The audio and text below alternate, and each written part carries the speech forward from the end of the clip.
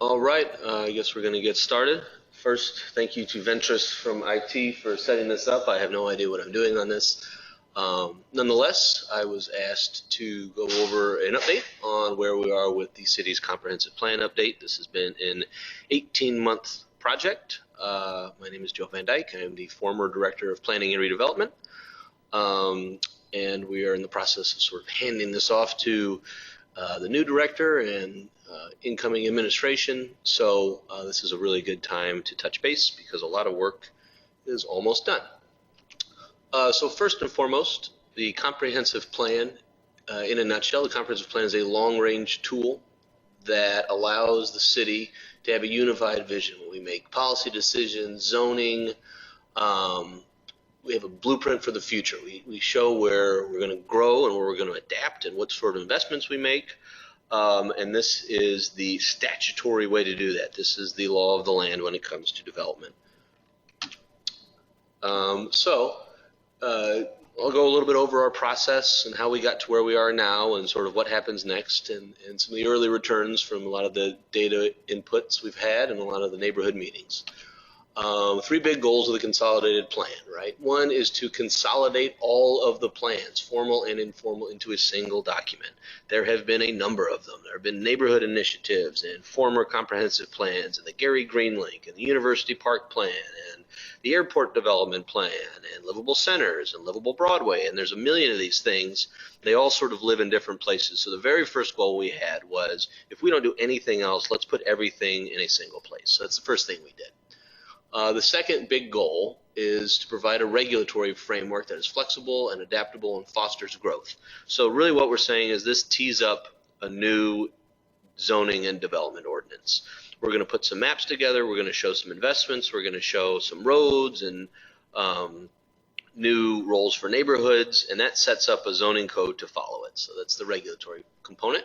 And then finally, a blueprint for investment. We'll show where we're making our investments. We'll show where the activity centers are. We'll show where we want higher density houses to be built, neighborhoods to be developed, and we'll show those that are higher priority and lower priority, and that can serve as a guide for other investment. For example, downtown or around Indiana University or around Lake Street and Miller. Those are all areas that are experiencing investment.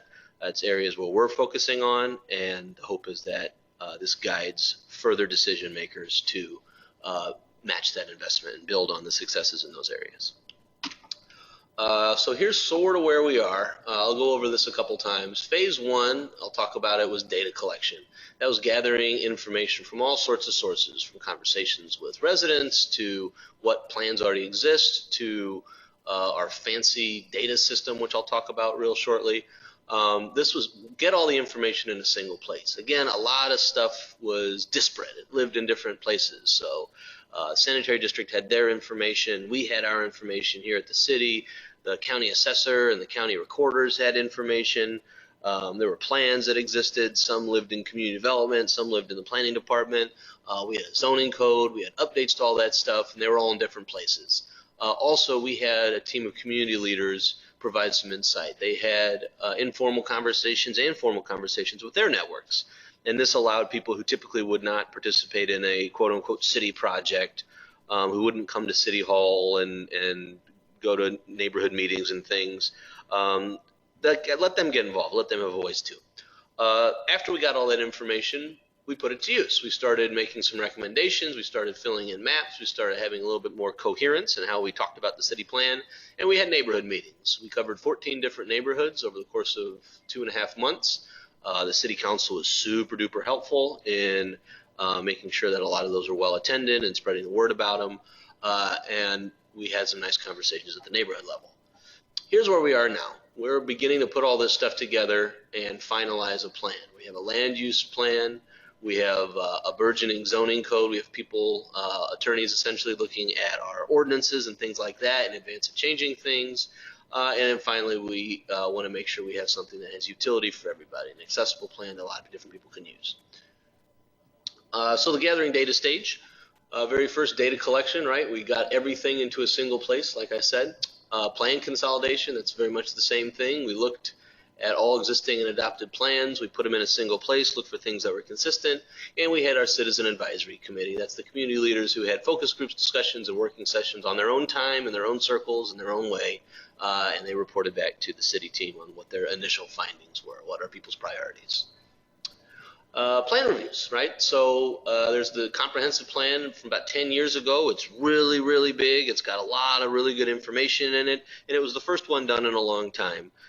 We talked with the old planning director who did it. We talked with some people on the project, and they said that their goal was really to do a big inventory that hadn't been done before. They talk about a lot of neighborhoods, and they sort of set it up for neighborhood level planning and have a lot of really good information.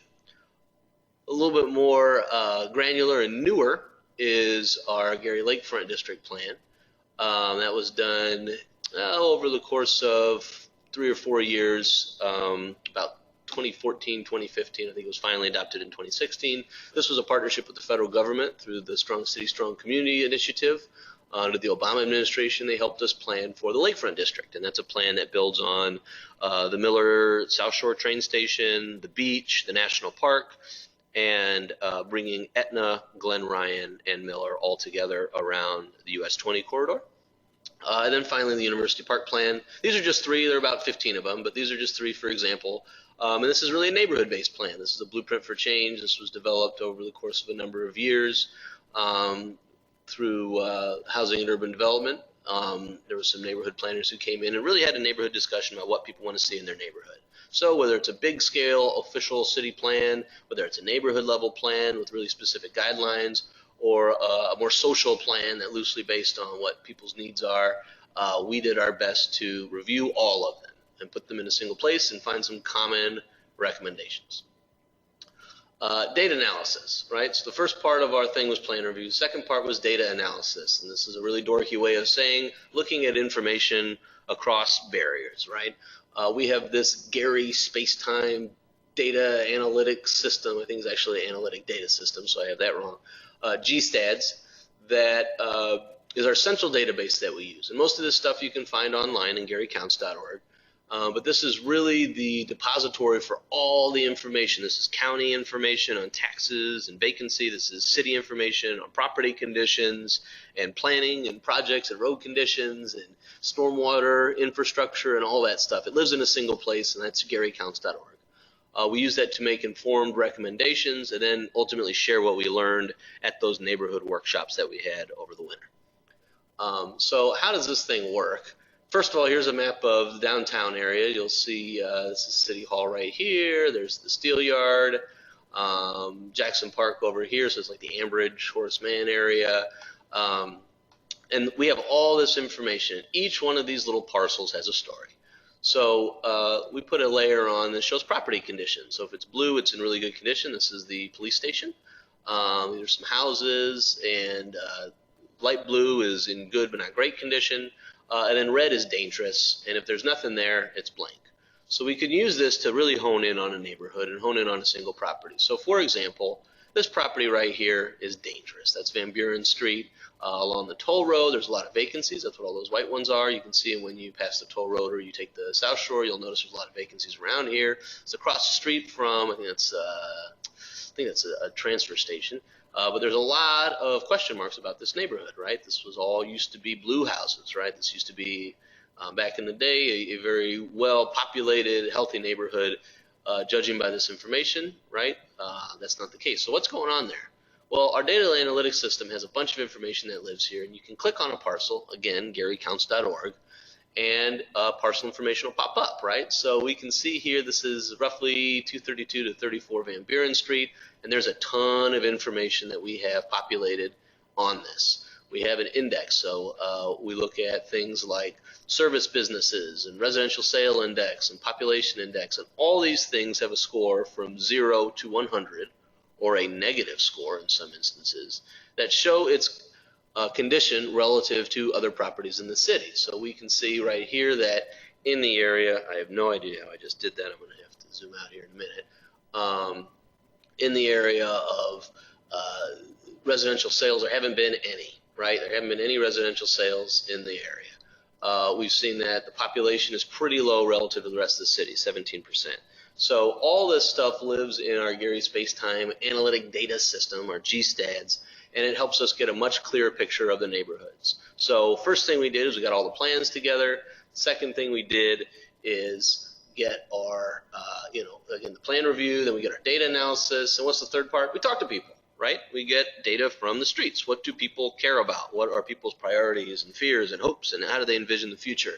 And before we did any of this as a official city thing, we had an advisory committee of about 24 community leaders, from educators to artists to community organizers, pastors, business owners. And we said, on your own time, in your own circles, discuss these topics. And each community leader was given a specific topic to focus on: civics and public engagement, small business and entrepreneurship, parks, public health and safety. All these things were focused on. It should be safety, not safe. That doesn't make any sense. All these things were focused on, and the community advisory committee reported back. So we had a common language that we used when we started our project. So that led us into phase 2, citizen-led public meetings. Essentially, we went to each of the 14 neighborhoods in Gary. Actually, I think we went to about half those, because sometimes we doubled up. And we shared what we learned from data collection. We looked at maps, and we talked about unique characteristics of each of the neighborhoods with the residents. So, for example, this is kind of how a neighborhood meeting would go. First, we looked at a map. This is our meeting for Brunswick and Westside. Looked at a map. It showed all the existing conditions. There's the J-Pit. Here's a trucking and shipping corridor along 9th Avenue and 15th Avenue, respectively. Brunswick Park lives over here. There's the Bowman School. There's a lot of empty lots over here. There's fewer empty lots over here. Ernie Pyle School's over here. Colfax Avenue. And so we looked and we said, here's a neighborhood map. Here's some data that we saw. Remember the GSTAT. So we not only do we have existing conditions, but we have a little bit deeper understanding. This is what it looked like in your neighborhood from 13 to 16 as population changed. So some areas grew stronger, some remained largely the same, and others lost population. We looked at tax delinquency change. So even though population loss exists around here, you can look and see, well, the tax delinquency rates actually stabilized pretty much. No red, meaning that there aren't fewer people paying taxes across the board. The rate of delinquency is actually decreasing, meaning these properties are stabilizing, right? We also looked at neighbors and we said, hey, look at what city-owned properties are here. A common concern is the city owns too many properties. What are you doing with them? And we can say, well, look, in your neighborhood, we actually don't own too many. We don't hardly own any vacant structures. Those are the little red dots. And we own not a ton of large parcels of empty land either, right? Some of these areas around the toll road we do. I think this is like Sandy Joe. Again, here's like the dump and the J-Pit. So we own some, but not as much as people would think. And that's also reflective of a pretty healthy neighborhood, right? Pretty well populated. So after that, we had a group discussion. So think about these 3 questions. What do you love about your neighborhood? What are some of the opportunities you see? And what's your vision? And those are really starting off points. And through that, we had really robust conversation. We took notes. We wrote on maps. And the city team took all of it and reviewed it all. That gets us to where we are now, phase 3, production. Create a plan that is truly comprehensive. Get all the information in a single place, review all the existing plans that live in different places and put them in a single plan, and then incorporate new feedback that we got through the public engagement process. So here were some of our key findings. One, many neighborhoods in the city were built for an entirely different city and time, right? We have a need to adapt to Gary in 2019 and beyond, making room for a wide range of uses in these neighborhoods. All of Broadway is not going to be storefronts and restaurants like it once was. Certain areas on the east side of town, particularly East Glen Park or Pulaski, have large vacancies. These used to be strong, healthy, well-populated residential areas. They're simply not anymore. So how do we think differently about them? Another thing that came up a lot was the physical condition of the city, namely blight. With all this vacancy and all these empty areas, there was concern about maintaining streets, maintaining lights, not cutting trees, blighted properties. And so that gets us thinking our city's really big, right? We have a 200,000 person suit for an 80,000 person city. We have a lot of excess infrastructure, a lot of empty land, a lot of vacant homes, and a lot of neighborhoods that used to be completely populated residential neighborhoods that are really empty now.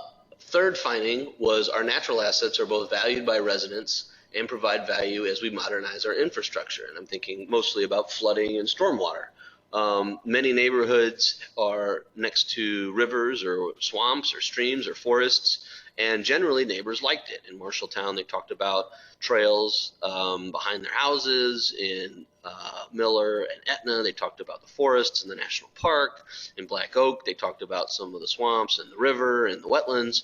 And largely these were all seen as a good thing. Gary is a pretty beautiful city. There's a lot of beautiful assets here, and people value that. At the same time, we also recognize large areas are unkempt, overgrown, empty, and maybe there's some opportunity that lives in between.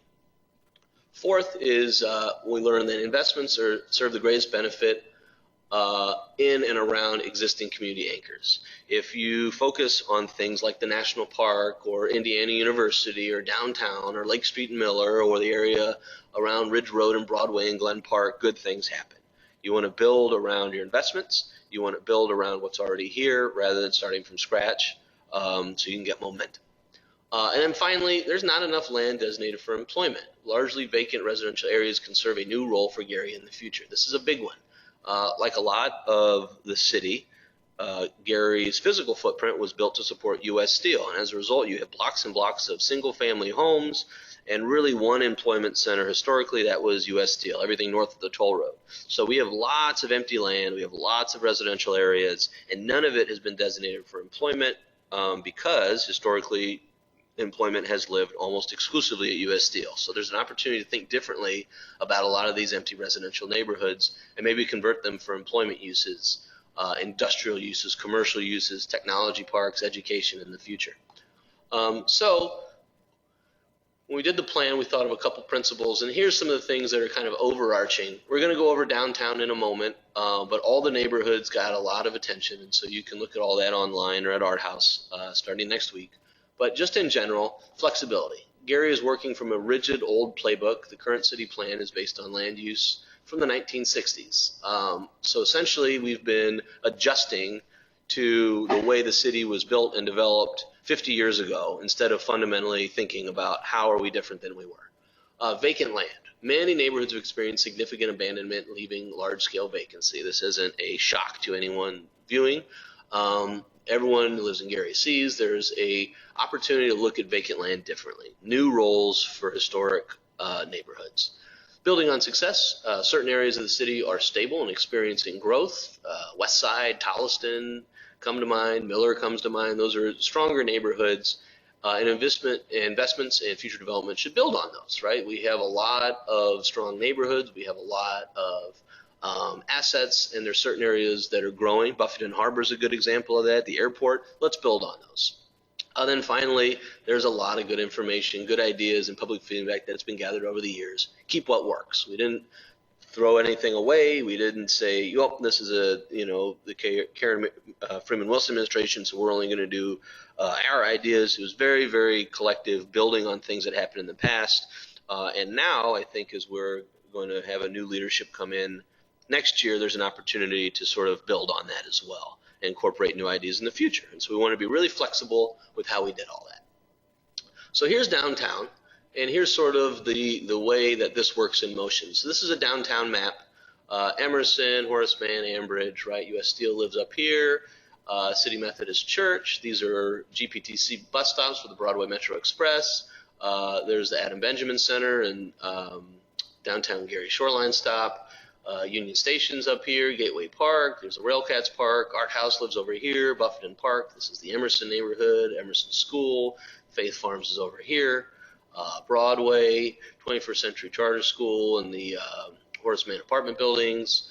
There's the Knights of Columbus building, Jackson Park over here, Fifth Avenue, police station, so that's where we are. We have all these recommendations and all these different land uses, and the way we kind of built the plan was as follows. So first thing you'll notice is we build on current initiatives.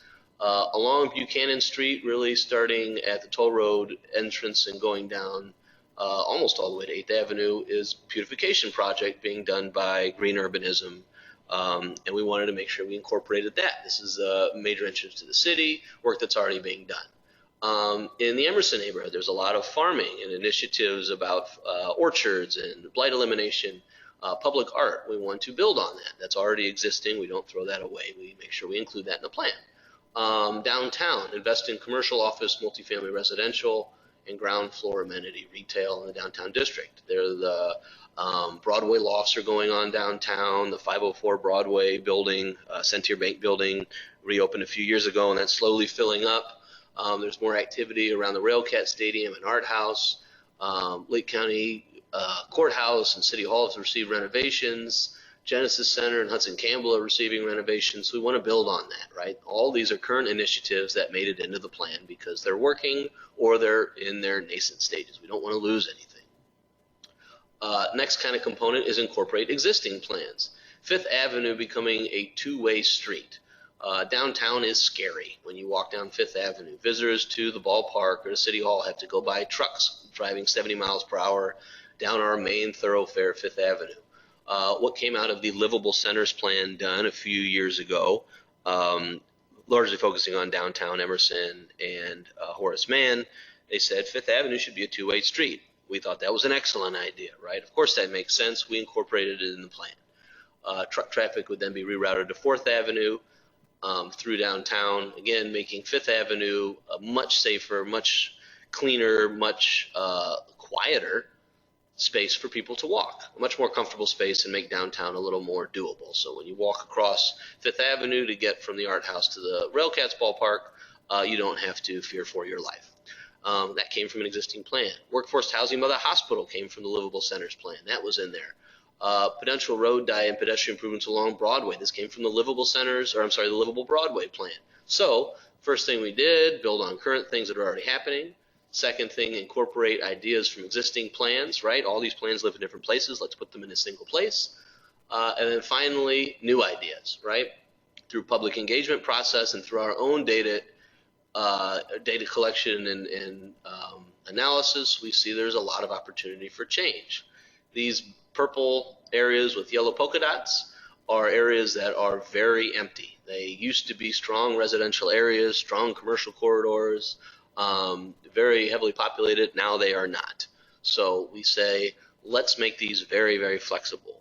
They're very likely not going to be residential areas. Let's not focus on residential building, and over time, these will change and serve a different purpose for the city. If you're located by the railroad tracks and along East Dunes Highway, and you live in a vacant residential area, or you're the only house on your block, there's probably an opportunity to build employment there, to build off the highway traffic, and to help populate the other areas of town like this, Ambridge Man, which are very strong from a neighborhood health standpoint, right? Low vacancy, low crime. These are areas that are should remain residential. We looked at the data around 4th and 5th Avenue. This is green space along the river. That came from the Livable Centers plan as well, but it also is supported by the data. This is the area of the Van Buren Street where we looked at a few minutes ago. In the central core of the city, you notice if you drive down 4th or 5th Avenue, there's a lot of vacancy before you hit Buchanan Street. Let's be really flexible with how we utilize that, right? So again, to review, all these recommendations live in reality. First, current initiatives that are working or building on things that are already being done. Second, incorporating existing plans that all come from so we can put them all in the same place. And then third, finally, new ideas and those areas in between where there isn't a ton of activity, where they haven't had existing plans. How do we make the most of them? Let's look at information. Let's use the best information we have possible. So that's pretty much it in a nutshell. We are nearing the end of this. We have full land use plans like you just looked at. We have a big, long list of transportation projects that support it. And ultimately what's going to happen is we'll be adopting this at the city council level a little bit later, in a few months. So in the meantime, we really implore you to continue to look at the progress made to date. I will also be giving a presentation to the city council shortly. But if you can't make that, there's going to be an exhibit at Art House over the next month, beginning on Monday. There'll be boards, maps of every neighborhood in the city, transportation maps, and some signage to explain what you're looking at. All that will be available at the Yard House again for a month, so swing by when you're in the downtown area.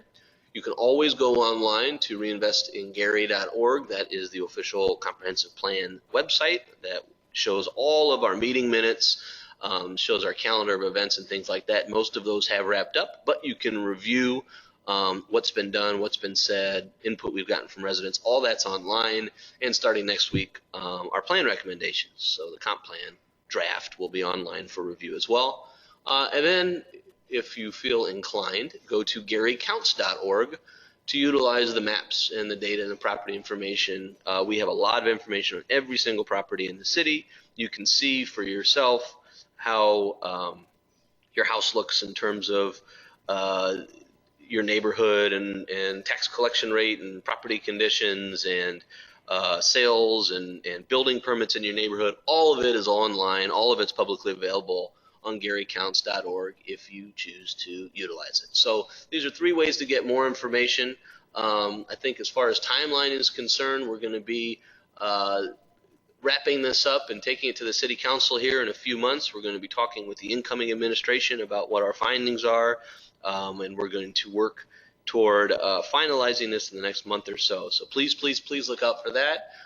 Stop by the Art House and go online and chart our progress as we finish up the final stretch here of the city's comprehensive plan. This has taken about 18 months, and we're excited that we are nearing the end.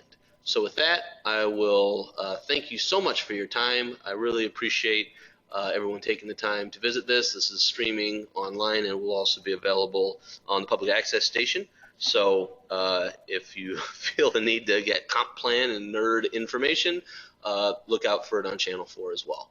So with that, thank you very much. It has been a pleasure.